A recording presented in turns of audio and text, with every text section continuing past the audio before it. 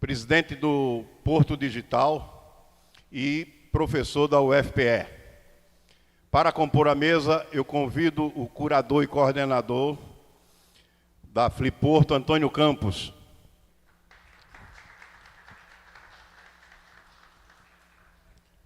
Senhor Pierre Lucena.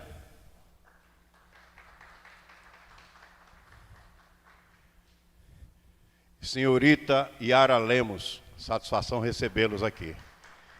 Queremos registrar que no recinto se encontra um dos palestrantes de amanhã que vai falar sobre os 500 anos da obra de Camões, o Morgado aqui, a quem eu quero também render os nossos aplausos.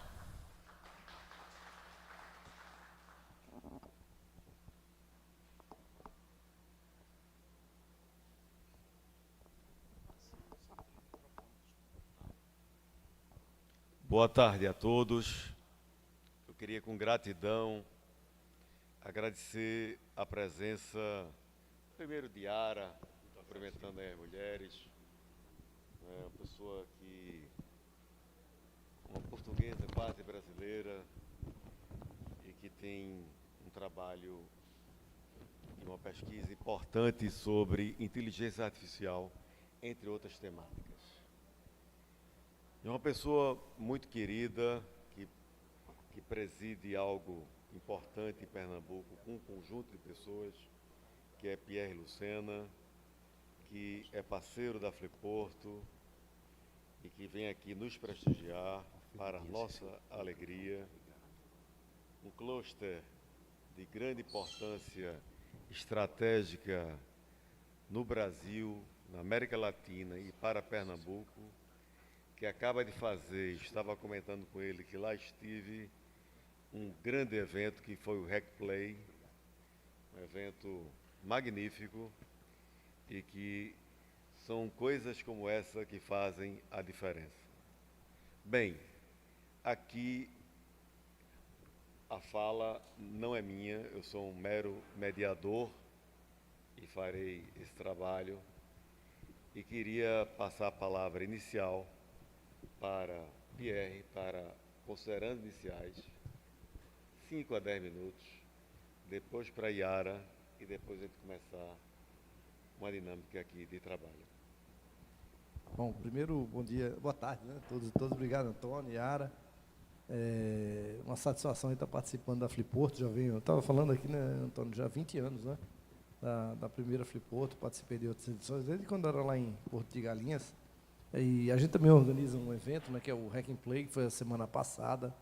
Teve lá 90 mil pessoas, foi um evento gigantesco, muito mais do que a gente estava, não só acostumado, né, mas muito mais do que a gente esperava ali, em termos de mobilização, para que as pessoas pudessem lá participar de atividades de conhecimento, de conteúdos de tecnologia, de economia criativa, de cultura, de tudo isso, né? Então, para a gente ali foi um momento muito importante, né, no qual a gente mobiliza todo mundo, para que a gente consiga fazer com que as pessoas discutam a cidade, né, discutam cultura, a entrada da tecnologia. A inteligência artificial, Antônio, foi, obviamente, o carro, por motivos óbvios, né, o carro-chefe da programação. A gente teve 800 eventos em 4 dias, mas a inteligência artificial rodeou grande parte deles, porque todo mundo ficou surpreso, né, com algo que quem trabalhava com tecnologia já não estava, e foi a chegada da inteligência artificial generativa, né? Porque quando a gente fala de inteligência artificial, a gente está falando de algo que não é recente, isso aí já tem décadas, né? Que é trabalhar basicamente com grandes bases de dados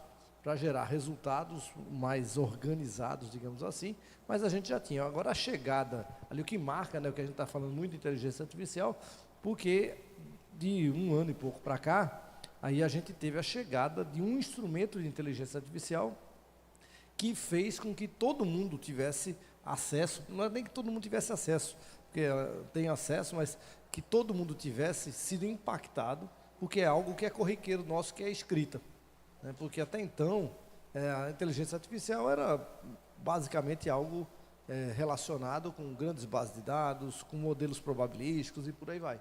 E a partir do momento em que a gente tem a chegada da inteligência artificial generativa, com uma plataforma global, né, que também é gratuita, tem a paga, mas também é gratuita, as pessoas passam a ser impactadas de uma forma muito intensa. O ChatGPT, por exemplo, ele é o instrumento, ou ele é a plataforma que teve o maior chegada em 100 milhões de usuários da história. Foram 6 semanas ali. Então, é muito mais rápido do que o Spotify, do que o Google, do que todas essas. Então, é porque mostra ali o que a gente tem, o que a gente chama ali de uma inovação disruptiva, né? Porque tem aquela inovação incremental, aquela que você vai melhorando as coisas, né? Esse telefone, por exemplo, ele vem melhorando ao longo do tempo, tal. Isso são inovações incrementais. Aquela que muda o mercado, tira o mercado anterior e torna o produto anterior obsoleto, é o que a gente chama ali de uma inovação disruptiva, que é o caso do Uber, o caso da Wikipedia, por aí vai, né?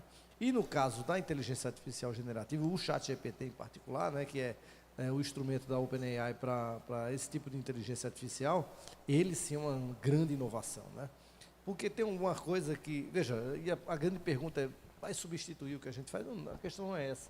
É porque qualquer coisa que a gente faça, e a escrita é uma delas, existe uma parte significativa delas que é um modelo probabilístico, que a nossa cabeça ali fica maquinando.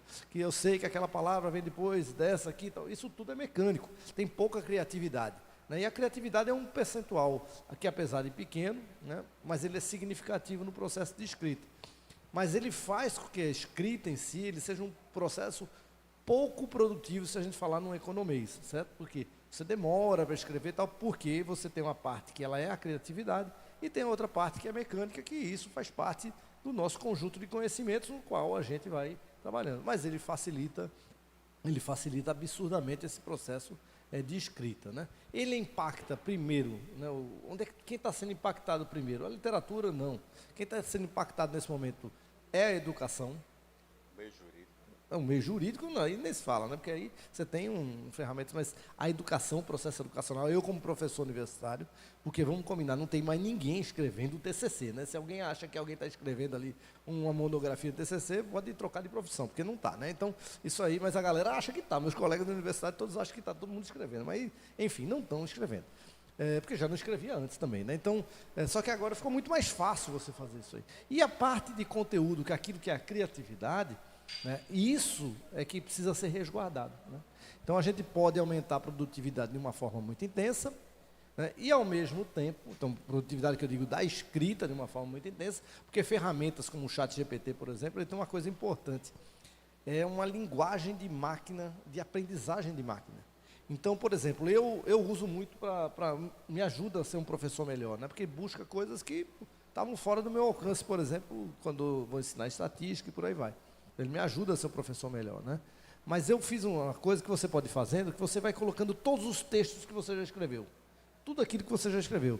E a máquina vai aprendendo, quer dizer, na verdade, o arquivo que você coloca ali, né, o teu chat, né, porque aquilo é uma conversa, ele vai aprendendo a sua forma de escrita, né, a forma com que você vai escrevendo.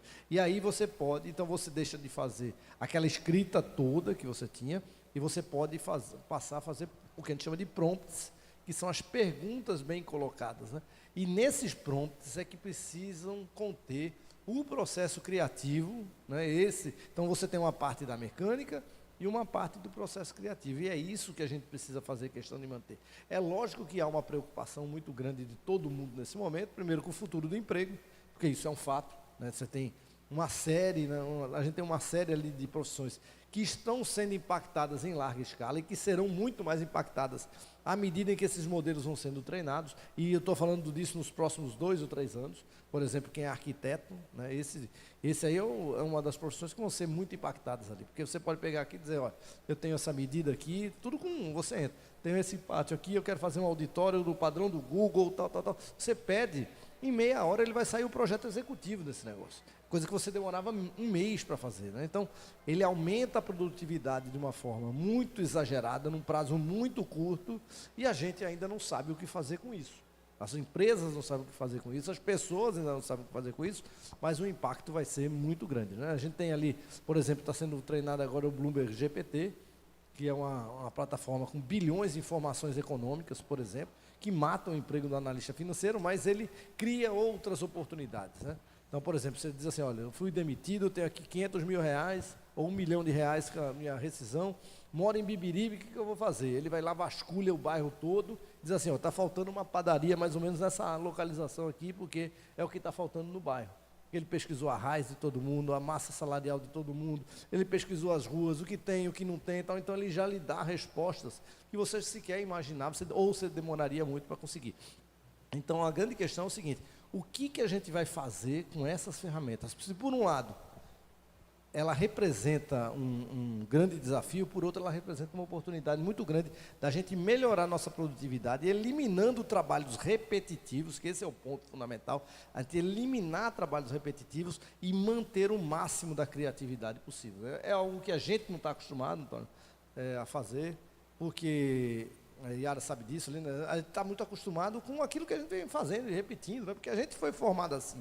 Eu dou aula há 28 anos e eu sei dar aula daquele jeito. Então, assim, a aprendizagem de um modelo novo é muito difícil, né? Nesse momento, depois de décadas fazendo a mesma coisa, né? Mas a gente vai precisar realmente se habilitar nessas novas tecnologias, porque elas são muito rápidas, a chegada delas é intensa, né? Lógico, eu estou dizendo que eu trabalho lá num lugar que todo mundo trabalha com isso o tempo todo. Mas ela está começando a chegar muito rapidamente. E o primeiro lugar que ela está chegando é nas universidades. E se as pessoas acham, ou os professores, no caso, como eu, né, acham que isso não vai chegar, isso já chegou para os estudantes, né? Isso já está permeando de uma forma definitiva na aprendizagem e a gente precisa saber ali o que fazer com ela. Deixando a palavra aí com você, para a gente continuar. Yara. Boa tarde a todos, obrigada pela oportunidade. Obrigada pelas palavras, prazer estar com vocês, Carlos e Pierre, uma grande honra. Obrigada a todos vocês que estão aqui. Eu começo a falar um pouquinho em relação à nossa própria evolução em relação a esse tema. Eu sou de uma geração que aprendeu a escrever ainda na máquina de datilografar, então a gente vê isso, é a nossa lembrança, que nós evoluímos muito num espaço curto de tempo. O computador foi fazer parte da minha vida, basicamente, quando eu estava já na faculdade. E hoje, a gente lida com a inteligência artificial no nosso dia a dia. O sistema Learning Machine, que era o que você estava falando, não é, desse aprendizado constante, cada um de nós aqui presentes é responsável por estar alimentando o sistema. Ainda que vocês acreditem que não estejam, por isso que, se vocês forem pensar, as únicas corporações que utilizam o termo usuários é quando a gente se refere a drogas, e as pessoas são usuárias quando elas são viciadas, e nós todos somos usuários de redes sociais, porque nós somos disponíveis a essas máquinas para o aprendizado. Então, quando você entra numa rede social, automaticamente você vai estar colocando os seus dados para que você possa fazer um cadastro e, a partir de então, acompanhar o que é de interesse. Seja a roupa, e aí vai vir N modelos de instagramers que mexem com moda, vocês vão passar a saber sobre semanas de moda, ou futebol, quem gosta de futebol, vai vir várias instagramers ali falando sobre esse assunto, e vocês vão passar a receber notícias também por ali, para o bem e para o mal. Então, nós mexemos com N esferas da inteligência artificial que é quase como se elas fossem do paraíso ao inferno. Ela é de todo ruim? Jamais, porque nós precisamos da inteligência artificial para que possamos nos colocar dentro da sociedade, e ela é uma questão evolutiva. Mas como lidarmos com tudo isso? Há pouco mais de 2 anos, em novembro do ano retrasado, estávamos reunidos, um grupo pequeno, em uma das reuniões da OCDE, que a sede é em Paris, e nós estávamos exatamente debatendo como que ia se dar a recepção do público ao avanço da inteligência artificial quando ele viesse ser tornado público, porque ele já acontecia, mas as pessoas não tinham real dimensão de como que isso iria acontecer. E quando você pensa numa organização nesse porte, são poucas pessoas que acabam tendo interferência na formação de políticas públicas e na orientação dessas políticas que vão nortear a nossa vida como um todo. E foi nesse encontro que eu estou me referindo, que foi quando o chat veio à tona. A grande informação de que o chat estava já para o mercado e as pessoas podiam ir fazer uso dele de uma forma mais imediata. Nós não sabíamos como que aquilo ia ser, a grande preocupação era, e educação, como que vai refletir isso, de que forma os países desenvolvidos e os países subdesenvolvidos vão conseguir tratar desse assunto, como que nós vamos mexer com a questão de segurança, principalmente porque hoje nós temos o sistema de biometria que ele trabalha todo com inteligência artificial e nós temos ainda não nas nossas polícias brasileiras, todo esse sistema instituído, mas assim como aqui em Recife, em outras N cidades do Brasil, nós estamos sendo vigiados num grande Big Brother mundial, com as câmeras de segurança. Quem são essas pessoas que estão nos vendo e que estão tendo acesso aos nossos dados? Comumente costumam, às vezes, quando eu estou com o cabelo solto, me confundir, principalmente quando eu estou em Brasília, no Congresso Nacional, me confundirem com uma parlamentar X lá. E eu acabo levando muita brincadeira, mas já chegou ao ponto de eu ir só de cabelo preso um dia que eu estou no Congresso para evitar esse tipo de confusão. Mas isso ocorre no olho a olho. Agora, vocês imaginem uma câmera de segurança que foca a minha imagem e lá pelas tantas pega dessa parlamentar e vai dizer que é a mesma pessoa. E eu estou lá sendo confundida com ela. Quantos casos nós temos em relação a isso? Então, quem lida com os nossos dados? Essa é uma grande preocupação. Quem alimenta esse sistema? Nós alimentamos ele, então, nós como usuários que somos, temos que ter noção de quem está fazendo uso dessa alimentação como um todo. Por quê? Hoje, por exemplo, eu como jornalista, eu demoro muito tempo na produção da escrita. Eu não escrevo romances, eu escrevo grandes reportagens, todas elas, assim como os romancistas utilizam as suas pesquisas, não é?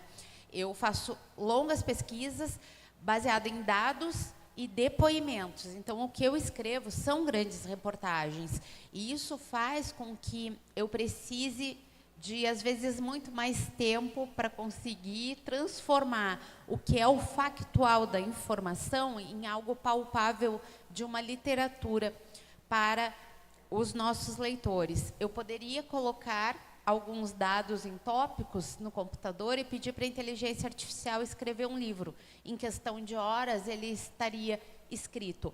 Mas esse livro vai refletir o que eu, como jornalista, estou vendo? Que é isso, é a sensibilidade. Até que ponto a máquina, de fato, ela é capaz de nos substituir? Até que ponto nós podemos ir para que ela não ocupe esse espaço de substituição?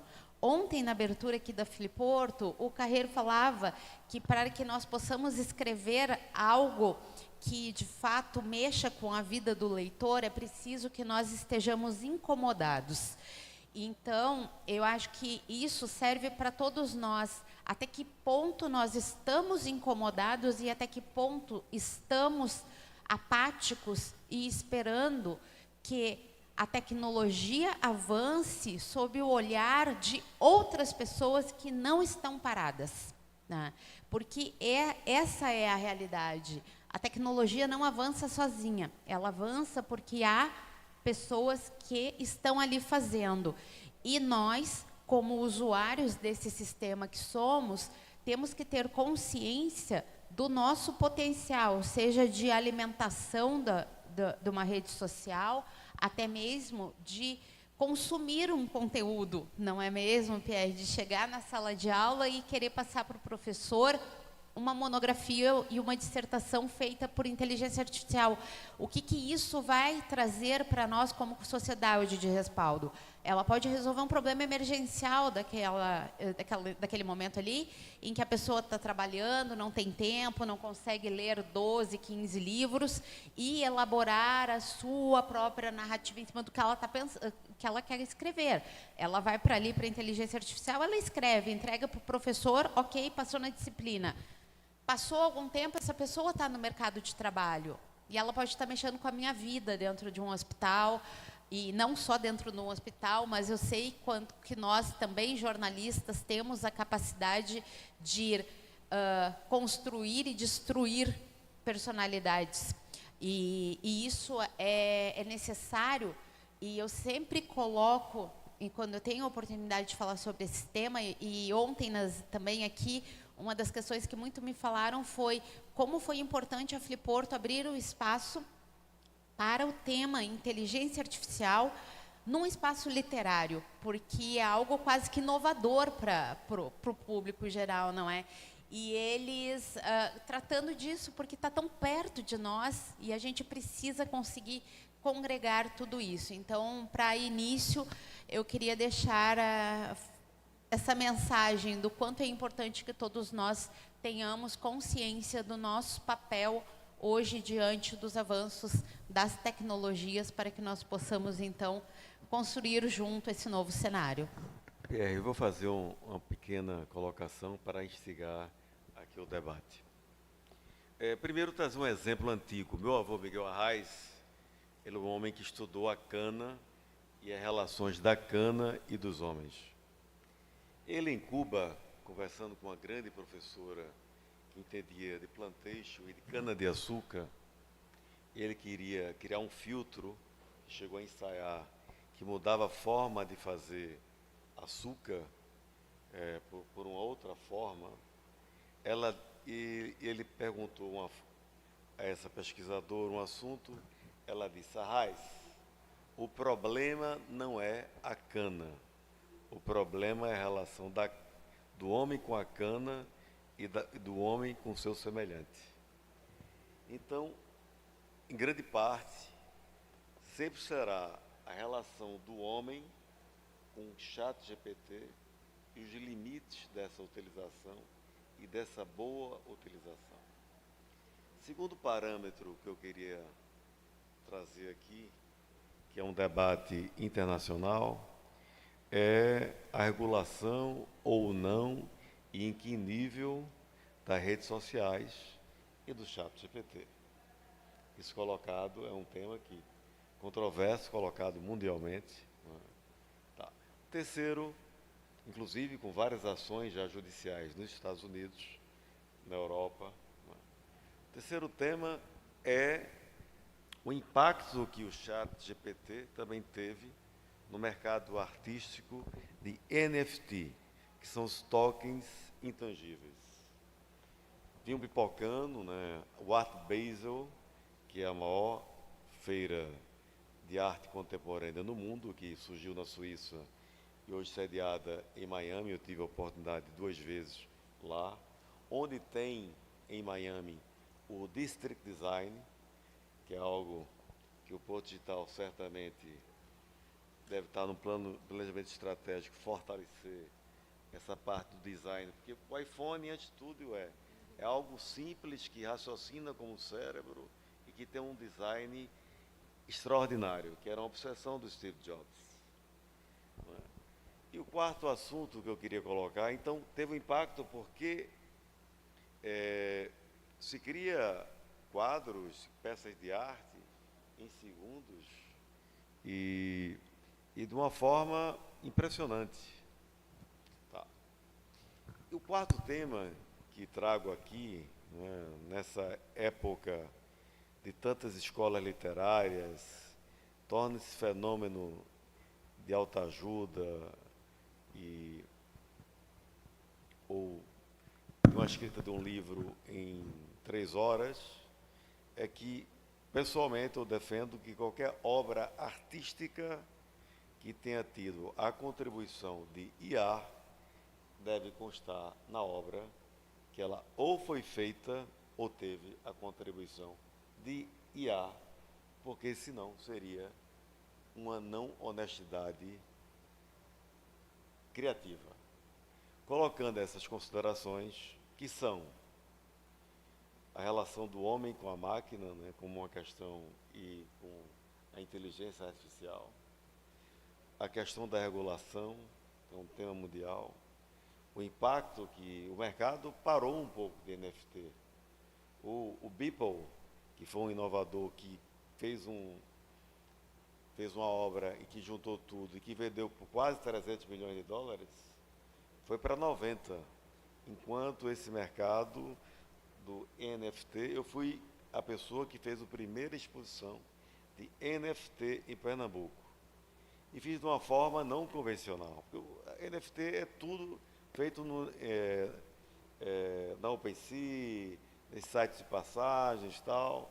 Eu fiz assim, eu peguei 20 baobás, que o tema era brasilianas e sustentabilidade, fiz em token infingível.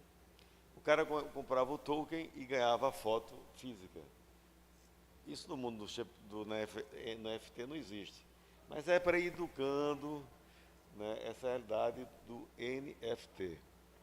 E a quarta que coloquei, que é a questão que quando utilizar o IA, ter a colocação que a obra teve a colaboração do IA. Olha, veja, a gente pode comparar ali, porque a inteligência artificial é só mais uma tecnologia que surgiu, porque vieram outras. Posso citar um exemplo aqui de alguma coisa que mudou drasticamente nos últimos 20 anos, por exemplo, e que está impactando todos nós aqui. E impacta uma profissão em particular, a fotografia. A máquina, como a gente conhece, né, hoje, ela é razoavelmente nova. A gente tem, isso começou em 2004, começou a se, digamos assim, a ser vendido numa escala maior, né, aquelas máquinas ainda eram digitais e tal. Hoje está tudo aqui, mas, por exemplo, um telefone desse, que é o iPhone novo, o 16, que tem inteligência artificial dentro dele, para tirar fotografia, ele faz com que qualquer pessoa, com um curso básico dele, seja um fotógrafo melhor do que o melhor fotógrafo 30 anos atrás. Certo? Porque a tecnologia está toda pronta lá. Então, se você tinha uma dificuldade muito grande para fazer algumas imagens, tal, elas... Por quê? Porque eram processos repetitivos, é como se estivesse aprendendo, né? Isso é normal. Sumiu o fotógrafo? Claro que não. Agora, o fotógrafo hoje tem um potencial de trabalho completa.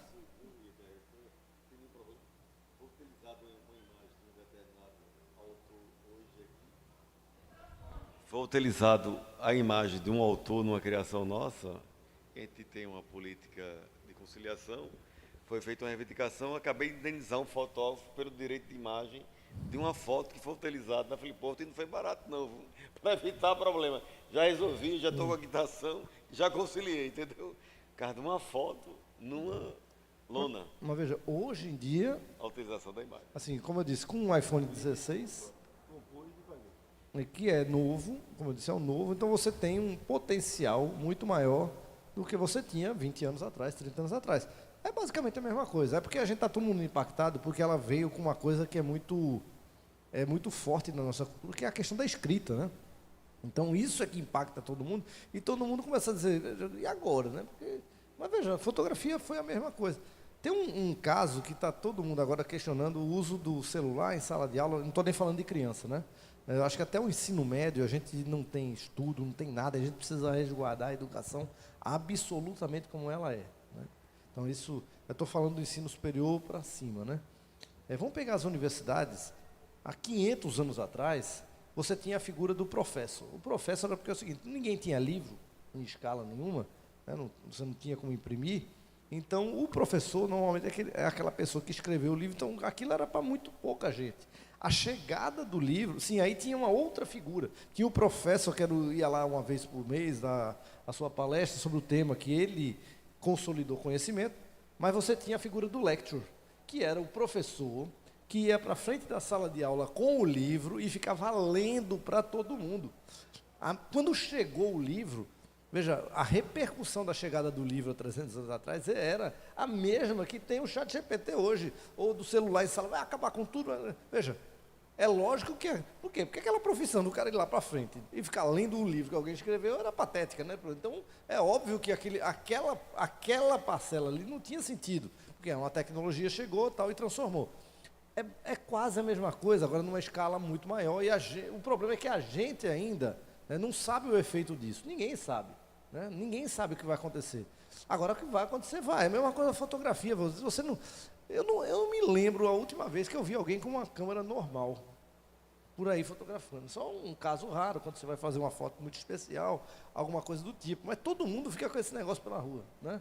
Com fotos incríveis, né? Com imagens que são muito difundidas. Quer dizer, todo mundo tem a possibilidade, porque isso é uma coisa que a gente precisa preservar. Veja, algumas tecnologias, nem todas, mas algumas tecnologias passam a fazer com que todo mundo, ou quase todo mundo, tenha acesso a uma coisa que era restrita a um pequeno grupo de pessoas. Então, a utilização de um modelo de linguagem, um modelo linguístico, era algo que ela pertence, veja, ou a boa escrita é algo que pertence a um conjunto pequeno de pessoas. Por exemplo, eu hoje não erro mais em inglês quando eu vou escrever, porque eu erro, eu boto lá e ele corrige todos os meus erros, certo? Ele aumenta a minha produtividade. Se antes era um drama eu escrever em inglês, eu falo razoavelmente, mas a escrita você sempre comete muitos erros, né? Porque não é a tua língua, a tua primeira língua. Então, você comete erros. Hoje eu não cometo mais. Então, o que a gente precisa fazer é aproveitar as novas tecnologias, né, para fazer, e isso precisa de habilitação. Agora, é lógico, a tecnologia, e a gente está sendo muito impactado, às vezes, de uma maneira muito, muito difícil, né? Porque a gente sempre imagina o seguinte, que a tecnologia precisa vir para melhorar a vida das pessoas. Isso nem sempre ocorre, né? Por exemplo, o que a gente imaginou quando foi feito o RAP, né? O RAP, o iFood e tal, aquela bicicleta que é compartilhada, né, na cabeça de todo mundo. A gente imaginava que aquela pessoa que estava carregando um carrinho de papelão, ele ia subir para a bicicleta do RAP. Mas ao contrário disso, os engenheiros é que desceram para o Uber. Isso é que é o impactante disso tudo, né? Porque num aumento de produtividade muito grande, e é o que uma inteligência artificial e essas tecnologias fazem, como eu citei o caso da fotografia. Hoje todo mundo consegue tirar foto por aí de altíssima qualidade.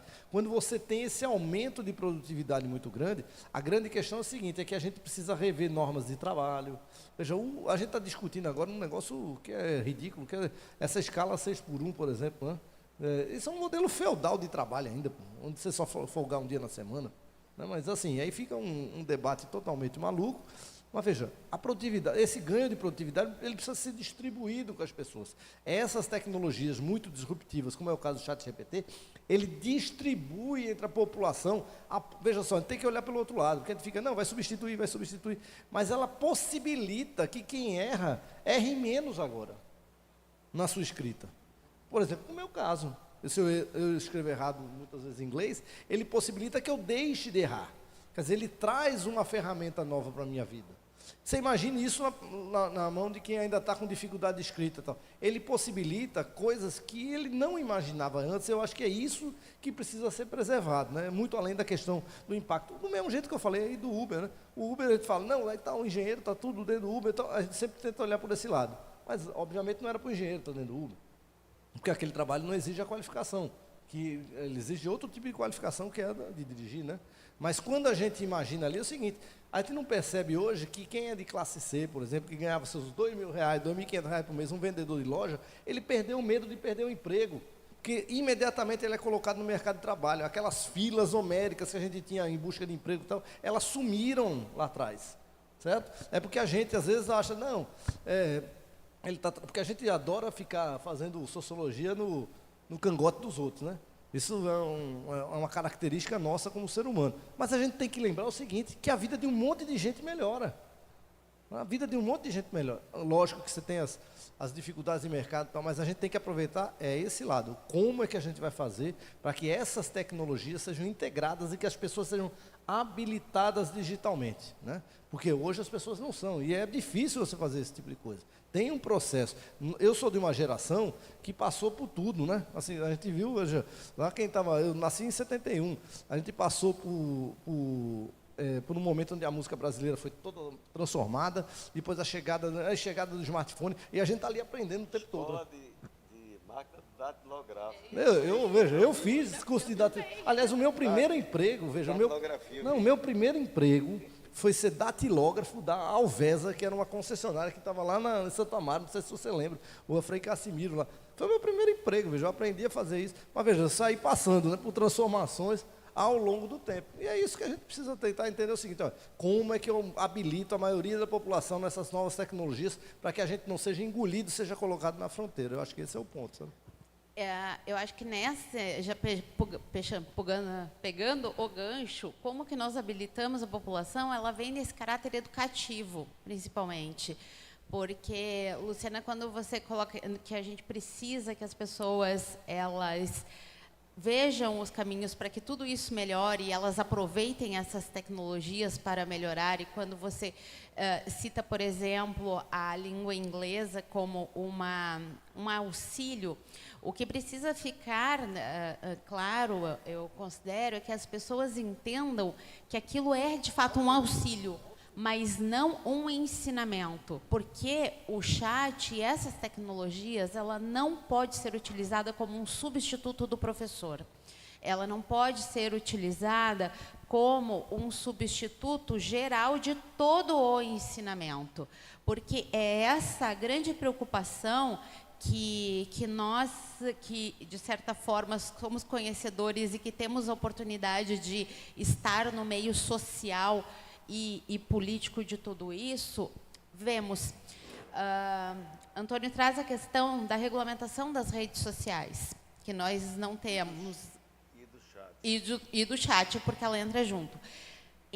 Na pandemia ainda, em 2020, meados de 2020, nós começamos a discutir a elaboração do primeiro texto do PL 2630, que está ainda tramitando no Congresso Nacional e que não avançou.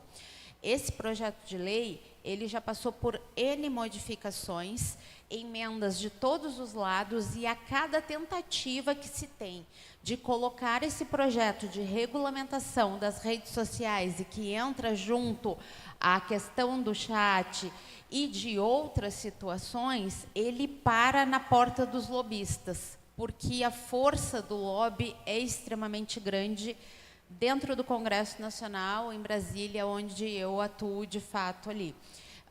E nós sabemos que é o dinheiro que faz a política. E por isso que eu sempre coloco o quanto é importante que nós, sociedade, num contexto geral, consigamos perceber que, se nós tivermos o conhecimento necessário para que possamos ter as condições de questionar e de nos mobilizarmos, a gente pode aprender com essas ferramentas e ter realmente condições de atuar dentro dessas situações e fazer com que uma regulamentação ela avance a parte, porque você não consegue juntar. Nós temos dois projetos, por exemplo, um que é o PL 21, que regulamenta a inteligência artificial, e o 2630, que regulamenta redes sociais no Brasil, em separado. E nenhum desses projetos consegue avançar. No final do ano passado, em dezembro, já vai fazer um ano, a comissão de juristas criada no Congresso Nacional para que se construísse o que eles consideram como um texto palpável para votação, ela entregou um relatório de mais de 400 páginas que já está obsoleto pelo avanço da tecnologia, e nós continuamos sem que não haja avanço nesse sentido. Então, quando nós não temos essa regulamentação, faz com que nós, como sociedade brasileira, fiquemos desconectados, digamos assim, do que outros países, como a Europa, por exemplo, e os Estados Unidos já discutem e já debatem, e ficamos meio que enxugando gelo. É essa situação que se dá. Porque, por exemplo, casos recentes que nós tivemos no Brasil e que são comuns de acontecerem, de você ter a inteligência artificial sendo utilizada para manipulação de fotografias, como você citar o exemplo da evolução fotográfica, e o alvo é, sobretudo, mulheres e crianças, porque são as nossas imagens que são as mais procuradas no meio digital. Quando você coloca num Google Imagens, você vai encontrar, se vocês costumam ter uma rede aberta, por exemplo, uma rede social aberta, ela está disponível para o mundo inteiro num sistema de buscas. E esse processo de treinamento de máquinas, como a Luciana falou no início, ele é feito muito com base nesses dados disponíveis. Então, você tem a manipulação de imagens com o uso da inteligência artificial, e aí é esse uso indevido da tecnologia que causa danos imensuráveis para quem é vítima nessa situação. Ela não é de todo ruim, mas o que ela causa de danos nesse sentido faz com que todos nós precisemos ter consciência que, por mais que seja um avanço e muito importante, e que nós tenhamos que aproveitá-lo, nós temos que pensar que só ele não é capaz de nos sustentar. Eu, sem querer, veja lá, o ChatGPT é uma questão transnacional, internacional. Não adianta apenas disciplinar no Brasil, porque é uma questão mundial. E já existe na legislação brasileira instrumentos para eventuais manipulações de imagem, de voz e em direitos. A própria lei Carolina Dickmann traz algumas coisas, e houve uma mudança recente na Constituição também. Tendo essa breve considerações sobre esse aspecto, né, que precisa um posicionamento mais firme, né? Porque o Elon Musk lança aquela onda do que é preciso regulamentar a rede social, o ChatGPT, ele é um dos grandes disso aí, e depois aparece e o ChatGPT e tal. Na realidade, as profissões estão buscando usar o ChatGPT e querem entender mais essa tecnologia e como utilizar. O que nós queremos é que essa tecnologia seja utilizada corretamente para o bem da humanidade e da sociedade, e não para esse tipo de expediente. Como a palestra não é minha, eu queria, Pierre. Olha, veja, são dois pontos ali, né? O primeiro, da preocupação que quem trabalha com isso precisa ter, porque veja, qualquer instrumento desse, ele está tratando do que foi feito até agora para trás. Então, se a gente só passa a usar uma ferramenta como essa, a gente não vai criar nada novo, porque só está olhando para trás. Esse é o primeiro ponto, né? Então, como assim, a inteligência artificial ela estagnasse onde a gente está? Porque como tudo é aprendizagem de máquina com dados para trás, então a gente precisa tomar cuidado para que, como é que a gente vai continuar evoluindo se a gente só ficar olhando para trás? Esse é o primeiro ponto. O segundo que a Ara colocou ali, em relação à questão da regulamentação e da regulação, esse é um ponto extremamente urgente por vários motivos. Isso não tem, veja, porque a discussão ela foi para um aprofundamento político que ela não poderia ter ido por ali, certo? Porque há uma corrente política que acredita que todo mundo deveria ter mais ou menos o mesmo privilégio de imunidade parlamentar de todo mundo, e não pode ser assim. Porque você tem um conjunto de pessoas que, obviamente, tem imunidade parlamentar e tal, mas isso não pode ser para todo mundo ficar cometendo crime a hora que quer, da forma que quer, porque a justiça ela vai ser muito lenta, não é porque vai ser muito lenta, é porque você tem uma enxurrada de informações tão grande que não tem quem consiga processar isso. Veja, o Google, que dessas todas é uma empresa mais responsável ali, ele já tem instrumentos de inteligência artificial para coibir pornografia infantil, certo? O Google denunciou recentemente um médico em Santa Catarina, certo? Eu fui advogado do Google, inclusive. Nesse caso, não. Não, foi há 7 anos atrás, eu fui advogado com o Estado de São Paulo do Google, e deixando de ser advogado para não ser preso, porque aqui é o problema de que não podem intimar, porque tem casos que o Google colabora e tem casos que não colabora. Mas o Google agora... Mas já evoluiu, né? Veja, o Google que denunciou o médico. Veja, o médico foi preso porque o Google denunciou porque a imagem tinha subido na nuvem e eles bateram lá. Então, veja, se há ferramentas para você coibir esse tipo de coisa, quem precisa... Esse é o ponto. as empresas que recebem receita com isso, elas precisam ser responsáveis pelo que é publicado na rede. Não é apenas a pessoa. Porque se você não tivesse ferramenta nenhuma para coibir, é uma coisa. Você não vai imaginar que todo mundo vai ficar vasculhando tudo o tempo todo. Mas a resposta precisa ser rápida da empresa, ela precisa ter a corresponsabilidade do fato, porque aquilo não é... Por quê? Porque é criado fake o tempo todo, né? Robô e por aí vai e tal. Então, isso precisa ser colocado, eu acho que esse é um ponto muito importante. E no caso ali, por exemplo, o caso do Twitter ficou muito claro ali, a tentativa de... Então você é favorável à regulação? Eu sou favorável imediatamente à discussão da regulação. Porque, veja, o caso do Twitter, quando tirou o advogado daqui do Brasil e tal, o Twitter tem quase que diariamente denúncias de pornografia infantil e pedofilia. Quase que diariamente. Sem querer interromper, Pierre, eu vou explicar como é a temática, porque eu fui advogado. Tá? É o seguinte. Eu fui parceiro de um grande escritório de São Paulo, internacional, tinha sede em 8 lugares, e chega uma demanda. É muito rápido. Então é acionado imediatamente o jurídico daqui, que deve participar, às vezes, uma investigação com a Polícia Federal, com o Ministério Público Federal, às vezes um caso de sequestro, um caso de pornografia, um caso gravíssimo, e o jurídico aqui deve fazer uma nota técnica e se reportar imediatamente ao Google Internacional, que já tem um departamento de jurídico grande. E o Google vai dar uma nota técnica se a gente deve colaborar ou não. Quanto tempo demora isso? É muito rápido. Muito rápido quanto? Em horas o estrago em foi horas, feito. tá. Mas o estrago já foi feito. Tem alguns casos que o Google estrago é feito em não segundos, colabora. quase. Que não é o caso de pedofilia, tal. E esses casos tem juiz que, como não pode prender nos Estados Unidos, manda prender o representante comercial do Google no Brasil e começa... Aqui tem uma procuração pública e começa a multar, uma forma de coação.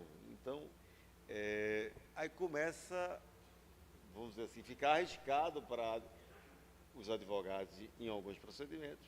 E foi por isso que esse escritório, à época, renunciou, né, ao mandato e uma forma tal. Mas o Google já evoluiu muito nesse aspecto. Eu acho que para entender como é. E geralmente são assim, essas grandes plataformas. Eles são demandados pelos jurídicos locais. As empresas, acho que elas têm responsabilidade no caso. O caso do Twitter, por exemplo, ele foi uma tentativa de subordinação judicial surreal, porque você não pode imaginar que todo dia tem um caso de pornografia e você não tem nem a quem recorrer, né? Um caso de pedofilia não tem a quem recorrer. Então, é óbvio que precisa ser colocado. Agora, e que transcende as questões políticas. Essa nem é a minha preocupação, sabe? Essa não é. A minha preocupação é muito mais em relação a isso. Eu acho que a Europa, por exemplo, está começando... A Europa está na linha de frente da preocupação com esse tipo de problema. Está colocado. Tanto com rede social quanto rede social, com tudo. Você vê que o caso do Telegram, o Telegram se adequou recentemente por conta da prisão do dono do Telegram na França, porque via Telegram é onde corria todos os processos de tráfico de pessoas, né? Estava correndo tudo solto por ali e tal.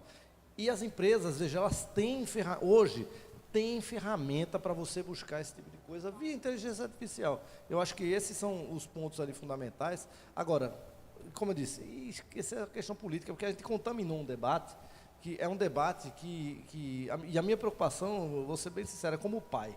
Essa é a minha preocupação primordial, né? Para que a gente resguarde as crianças e os adolescentes. Esse é que precisa ser resguardado, certo? Porque a gente sabe se defender, né? Vai para ali, vai para cá, tal. A gente sabe se defender de alguma forma. Mas existe um público ali que não consegue se defender, né? E a partir do momento que você tira as pessoas do Brasil, um representante legal, tal, você não tem simplesmente a quem recorrer. Então esses são os pontos. Mas a gente só entrou nessa discussão ali porque esse debate era para ter sido feito lá atrás na regulamentação. E a gente contaminou o debate. Esse é o ponto. A gente contaminou o debate por conta de um debate político que era absolutamente fora de hora, né? E o ponto fundamental, que era a questão da regulação, para coibir esses casos, porque a justiça acaba demorando, porque os instrumentos judiciais que serviam lá atrás para a imprensa, para o jornal escrito, para a televisão e tal, eles não servem para a rede social pela velocidade com que a gente está acostumado com as coisas novas que estão acontecendo. Então, eu acho que essa é a preocupação, sabe? Eu acho interessante, até porque o Antônio colocou que seria importante a identificação do uso de inteligência artificial, seja na literatura. A gente já tem isso em imagens. E foi uma... Não está regulamentado. Exato, não está regulamentado. É um ato voluntário, é a mesma situação... ou um ato do grupo editorial. Que Exato. tem essa norma interna. Mas é a mesma situação das campanhas eleitorais, por exemplo, que nós tivemos uma norma do TSE que colocou que tinha que identificar. Mas, na legislação, a gente não tem nada que diga que eles têm que estar ali. Volta se quiser. Exato, coloca se quiser. Da editora, não do mercado. E isso é algo que o Brasil, nesse sentido, nós aqui debatendo sobre isso, com os leitores todos, temos que levantar realmente essa bandeira, porque, de certa forma, todos nós somos afetados por isso. A gente acaba sendo. Nós que estamos escrevendo, nós vamos estar disputando com alguém que vai lá e vai colocar o chat GPT para criar o livro e vai estar levando a mesma quantidade de direitos autorais que nós, que já são poucos, e tendo o mesmo espaço. Quem é que vai estar dialogando com vocês? Qual é a segurança que vocês têm de estar lendo uma obra autêntica e, de fato, que o escritor foi lá e fez ela com todo o empenho, ou que ele fez uso da tecnologia para poder escrever aquilo dali? Então, são situações que nós, aqui no Brasil, podemos ter legislações nossas que possam trabalhar com isso. E eu acho que esses momentos, eles são importantes para essa situação, para que nós possamos levar adiante essas ideias e fazermos com que outros escritores e que outros editores e o próprio público que lê saiba, possa também participar desse cenário, que a gente possa ter essa ordem, digamos assim, no processo da escrita, porque é com isso que a gente vive também, não é? Eu queria fazer uma pergunta bem prática que eu acho que interessa ao público. Pierre é presidente do importante Porto Digital, que é um cluster de várias empresas, que tem uma escola, faculdade de computação em ciência e tecnologia, tem a presença lá de uma referência mundial, que é o Silvio Meira, que fez 2 trabalhos agora recentes, muito interessantes, que a era da plataforma e o novo marketing. Quero dizer, por exemplo, eu conheço Paulo Coelho e sou muito o escritor, e sou muito amigo de Cristina Tissica, que moram na Suíça. Já há mais de 9 anos, toda a política de lançamento dos livros de Paulo Coelho passavam pela estratégia da internet. Pela internet e pelas redes sociais. Toda a estratégia era focada lá. Na China, em relação à segurança, que usa a inteligência artificial, aconteceu um crime, a China é muito videocâmera, em cerca de 3 a 5 minutos, ela identifica facilmente o possível delinquente. Às vezes identifica 4, aí ele prende os 4 e vai fazer a divisão pela região. O crime foi em Xangai, então se o cara estava no outro canto, provavelmente não é. Mas ele geralmente prende os 4. Em 3 a 5 minutos, a China identifica pelo rosto alguém que tenha se envolvido em um problema. Isso usa tecnologia e também inteligência artificial. Então, a pergunta é o seguinte: escola, trabalho, o que é que vocês têm feito, o que pode oferecer uma pessoa aqui ou um interessado sobre a matéria, o que o Porto Digital tem a oferecer ou indicar sobre esse assunto? Olha, a principal empresa de segurança, ela é do Porto Digital, que é a Avantia, uma empresa do filho de Maurício Ferreira Lima, inclusive, de Sil. A Avantia, ela faz a parte de vídeo monitoramento, inclusive aqui do Recife, e ela já usa inteligência artificial. Eu acredito que ela tem vários parceiros que sejam possíveis, A Huawei é o principal deles, que tem essas ferramentas. Eu, particularmente, eu sou contra o controle de multidões via câmeras de inteligência artificial, porque ela tem uma margem muito baixa de erro hoje, mas se for 0,1%, significa que a cada 1000 reconhecimentos, um vai ser errado. Então, se você controlar 1 milhão de pessoas, você vai ter 1000 erros. Então, assim, a margem de erro ainda é muito grande no controle de multidões. Ela pode ser utilizada, como vem sendo nos Estados Unidos, por exemplo, para fazer investigações, por exemplo, após a ocorrência, porque aí ela delimita o campo e você, como você falou, ela paga 4 pessoas e aí ela vai investigar as 4, né? Mas isso é depois, e não você utilizar, porque quando você imagina que você Se vai não ter é George Orwell e o totalitarismo vem por aí, você não, da tecnologia. mas você não vai chegar, você não pode chegar e fazer o controle de multidões, porque senão é uma loucura, né? A gente vai andar por aí sendo monitorado o tempo todo para saber justamente essa situação que você colocou, né? A gente vai passar a fazer parte de um conjunto de dados. Veja, na China isso já é utilizado em algumas cidades, certo? Principalmente porque você está fazendo o teste. Agora, e sou contra, inclusive, que você faça um referendo, por exemplo, em momentos cruciais como o Brasil tem, porque é óbvio que se você perguntasse para a população entre segurança e privacidade, a população, não tenho dúvida que ia optar por segurança, certo? Eu não tenho a menor dúvida que isso aconteceria, só que os efeitos colaterais... É um grande debate que você está fazendo. Eu acho que o efeito colateral disso realmente é muito grande. E como eu falei, mesmo que você tenha 0,1% de erro, certo? A cada 100 pessoas, a cada 1.000 pessoas, uma fosse identificada ali, você imagina num controle de 1 milhão, 1.000 pessoas estariam E aí a gente sendo tem os identificadas dados de incorretamente. inteligência, não é, PR, que apontam, e aí eu trago os dados estatísticos nesse caso, que quando esse tipo de erro ocorre, a probabilidade maior dele ocorrer envolvendo pessoas pretas e pardas, geralmente, ainda. Veja, mais então, do que ainda isso. temos mais uma dificuldade aí nessa situação. A principal ferramenta ela é chinesa, então imaginava-se que no começo ela identificava melhor asiáticos do que ocidentais. E no caso das pessoas pretas, isso ainda era mais grave, né?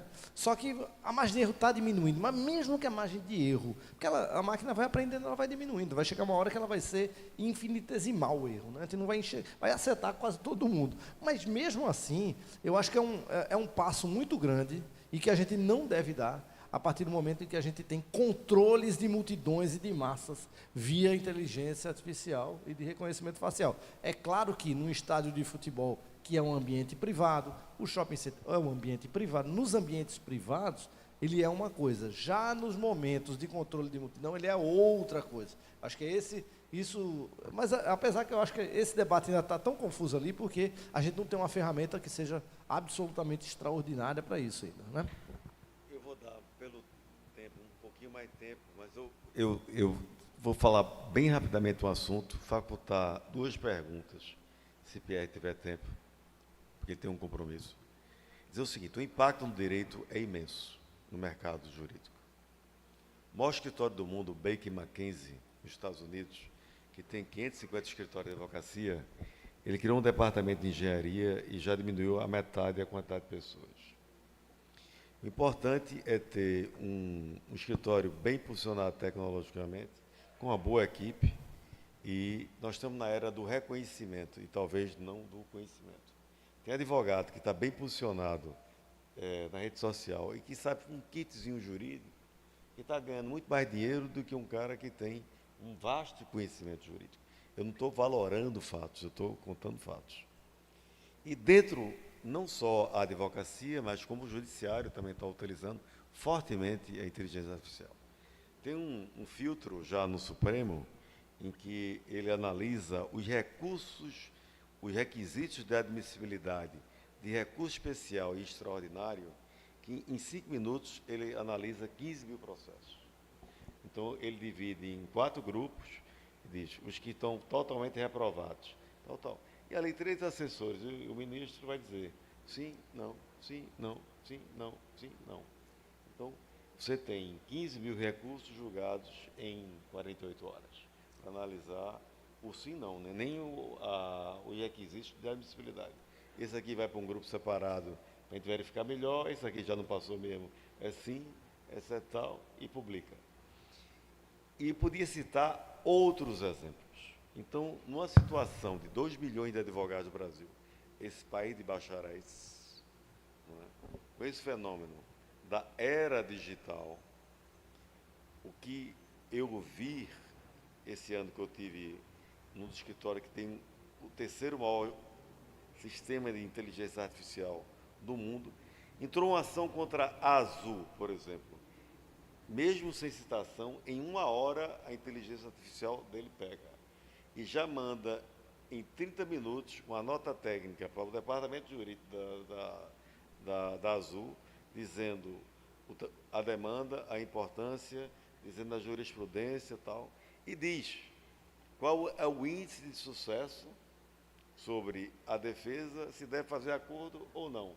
Por quê? Porque ele já tem mais ou menos o banco de dados do julgamento. Esse caso é uma indenização de extravio de mala, assim, já analisa. Tá. Não é que não vai ter um segundo tratamento, mas ele identifica antes da Azul ser citada, puxando pelo sistema, que já é um PJE eletrônico. Tá. Podia falar muito mais sobre isso. Quer dizer, o impacto no mercado jurídico é gigante e tende ainda mais crescer.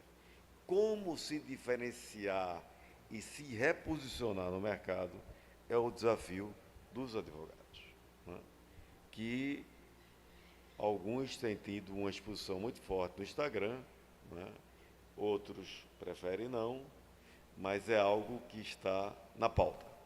Mas eu queria também saber do Pierre se lá tem alguma empresa que oferece cursos de tecnologia, incluindo chat GPT e outras coisas mais, naquela imensidão que é o nosso grande polo digital.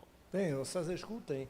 Ele não falou compromisso, é que eu vou levar meus filhos para ser um monte de youtuber que vai se apresentar às 4 horas da tarde ali no Teatro do Guararapes, né? Estamos com o tempo. Vão ter todos lá. Mas a gente tem a César School, que tem curso de gestão para negócios digitais. Tem o quê? Curso de gestão para negócios digitais, a César School. Hã?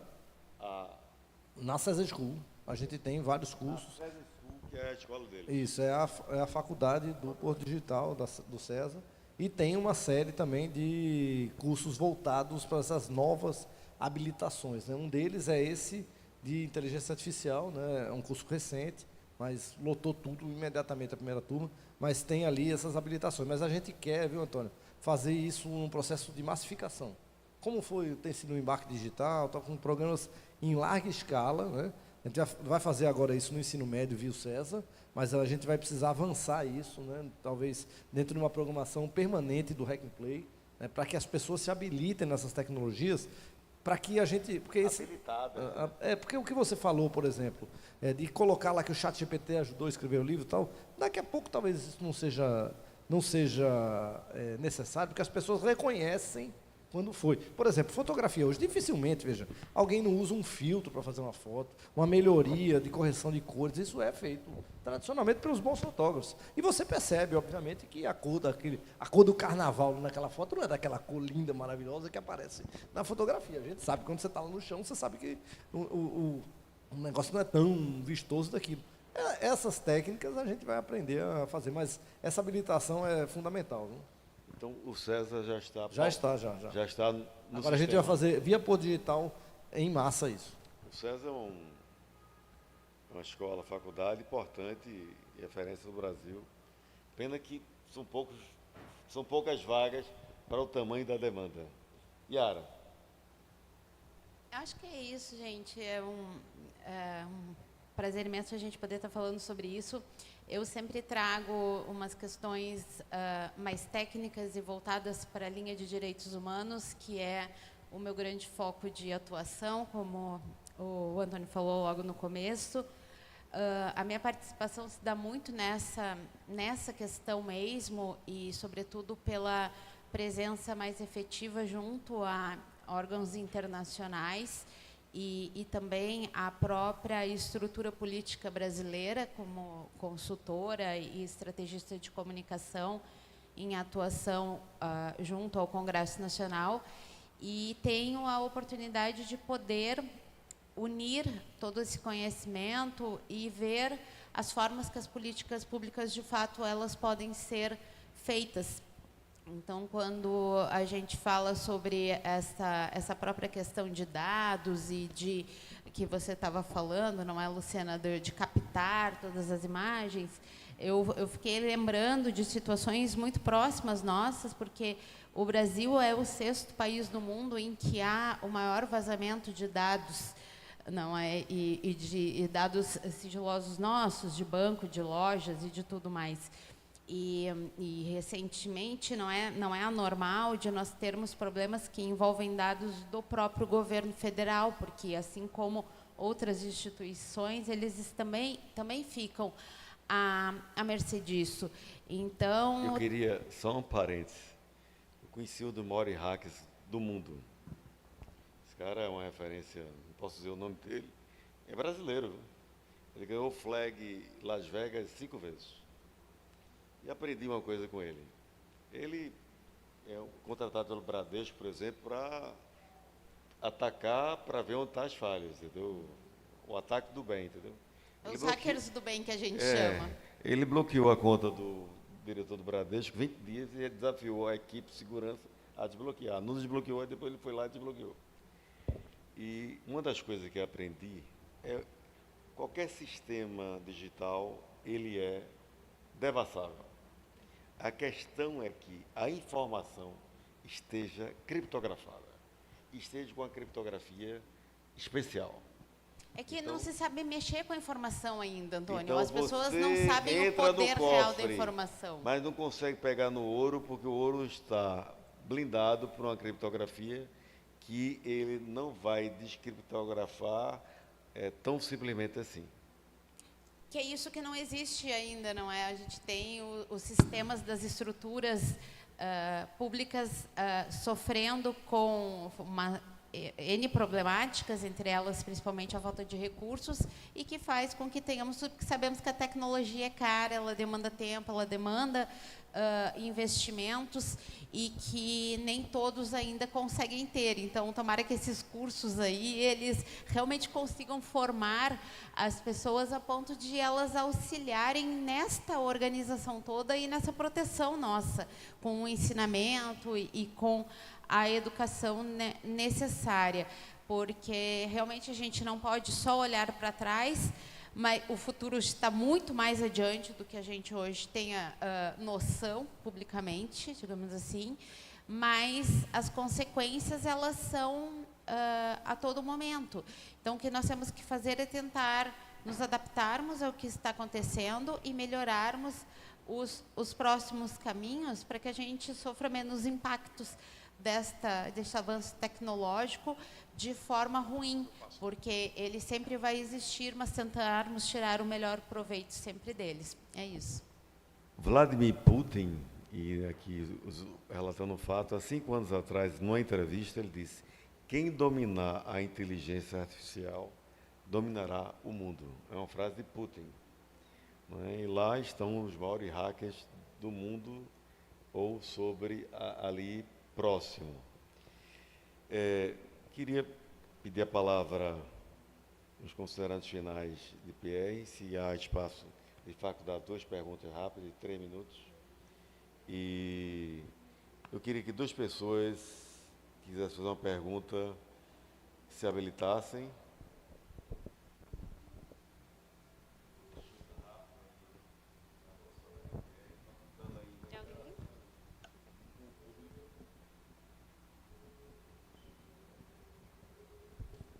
Boa tarde. Já conheço o Pierre da universidade, sou funcionário da universidade, jornalista da TV universitária.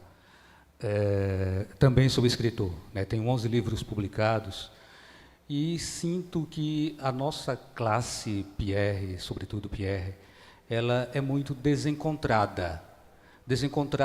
E isso pode ter um impacto muito sério, falo a classe dos escritores, um impacto muito sério, que é exatamente se perder na evolução na evolução das tecnologias. Então, isso é uma coisa que me preocupa muito. E, assim, a minha vinda para cá hoje foi no sentido de tentar perceber alguma aplicação, qual a aplicabilidade da inteligência artificial, da AI, no âmbito da literatura e, sobretudo, numa literatura de ficção. Então, esse é um ponto que me interessa bastante. Acho que a gente discutiu muito aqui a importância da inteligência artificial num plano mais geral, E para além do ChatGPT, que aplicação é essa que nós poderíamos ter efetiva para se desenvolver um conto, se desenvolver um romance, uma novela, uma série para a televisão, um filme, em que nível isso poderia, de fato, chegar até nós que lidamos com essa prática no dia a dia? Pode fazer a segunda. Alguém mais? Alguém mais? Alguma pergunta? Olha, veja, eu acho que a gente precisa começar por aquilo que nos atinge de uma maneira mais direta. Eu acho que ela pode começar, por exemplo, você está aprendendo a mexer na ferramenta, né? Então, eu acho que ela pode ajudar a corrigir os erros que a gente comete naturalmente. Então, por exemplo, escreve um texto, sobe e pede para corrigir, né? Eu acho que aí a gente começa a aprender a ferramenta, né? A gente vai começar a aprender os prompts e tal. Aos poucos, aí você vai começar a ver que é possível a gente começar a eliminar processos repetitivos. Porque tem uma coisa também, quando a gente escreve um texto, lógico, a correção básica, tal, a gente começa a ver, às vezes, que o texto tem muita redundância também, que a gente pode ser auxiliado na diminuição dessas redundâncias. Então, a gente pode utilizar essas ferramentas para nos ensinar, certo? Com aquilo que já é passado, quer dizer, a correção de coisas, né, de erros, que porventura a gente cometa, tal. E eu acho que por ali que é o passo. É lógico que o fato está ali. O fato é que a ferramenta existe. As pessoas irão começar a utilizar numa larga escala. Já estão, mas principalmente as pessoas, os estudantes estão começando a entrar dentro disso e eles vão se habilitar primeiro. É normal, né? Porque é um processo de descoberta das ferramentas, tal. Por exemplo, um celular está no bolso da gente. De um adolescente, ele está na alma. Ele já, parece que ele nasceu aprendendo a mexer nesse negócio, né? É uma facilidade muito grande para lidar com gráficos, com informações, tal, que a gente talvez não tenha. Eu começaria por aí, assim, corrigindo os erros naturais que a gente comete. E depois a gente vai aumentando a ferramenta, vai melhorando. Aí a gente vai... O importante é que a gente use a ferramenta para nos ajudar. Eu acho que esse é o ponto. Ela não vai nos substituir, mas ela vai nos ajudar a ser mais produtivos, ela vai nos ajudar a corrigir esses erros bestas que às vezes a gente comete, e ela vai nos ajudar ali a ter a possibilidade de escrever com uma velocidade que a gente não tinha. Esse é o ponto. Ele vai nos ajudar, ele pode nos ajudar. E no seu caso é mais fácil ainda, porque você já tem 11 livros escritos, é só subir tudo, até a forma com que você escreve, ele já vai estar mais ou menos acostumado ali, né? E ele vai lhe ajudar a corrigir alguns erros, né? Então, quando eu falei do caso do inglês meu, ele me ajuda muito ali. Porque quando eu quero pegar, porque veja, o ChatGPT, por exemplo, ele traduz para o inglês melhor do que uma pessoa que sabe muito bem inglês. Ele tem uma acuracidade nisso aí muito importante, né? Então ele está me ajudando. A gente tem que usar para ajudar. Eu acho que esse é o ponto. E obrigado aí, viu, Antônio, pelo convite aí, viu? A gente tá junto aí na Flipoto já há alguns anos e a gente vai continuar sempre aqui.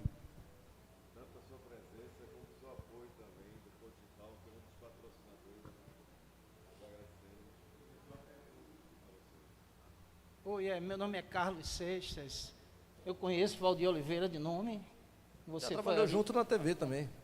Ele não disse, ele na TV jornal, né? Ainda, né? Isso. Lá atrás. Mas assim, eu acho que a pergunta que ele fez vai muito mais além do que a gente está falando. Imagina só, quando você diz, ele vai corrigir. Imagine Guimarães Rosa sendo corrigido pela inteligência artificial. Mariano Suassuna sendo Como? corrigido. Mas a gente está falando já aí no caso. Ninguém vai ter, ninguém vai ter o cérebro desses Mas caras. ele me corrige. Ortografia. Tudo bem, isso é uma ortografia comum, reconhecida como erudita, como a certa, tal, pá.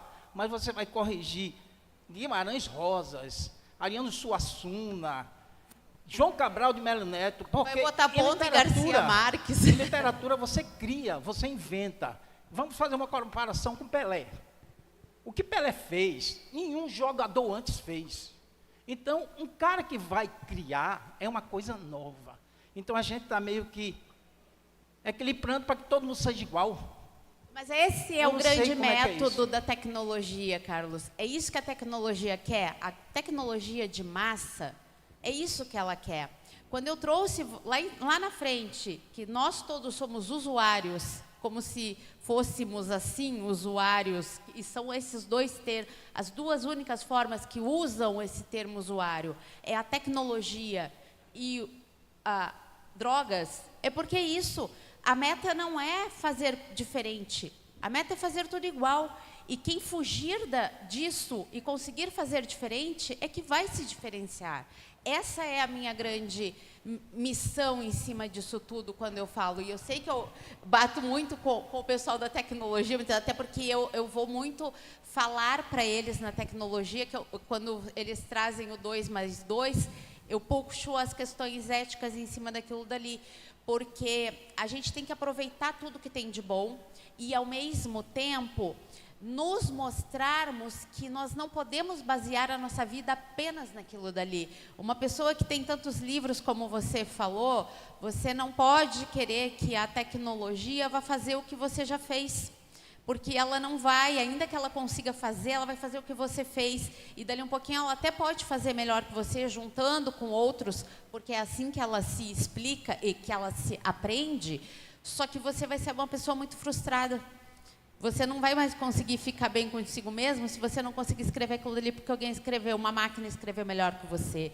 Então, eu acho que é nosso grande papel como seres humanos que somos, nesse ano de 2024 daqui para frente, é conseguir pensarmos uma sociedade em que temos sim a tecnologia e que teremos mais dela ainda, não a recriminarmos, mas não fazermos uso dela para nos substituir.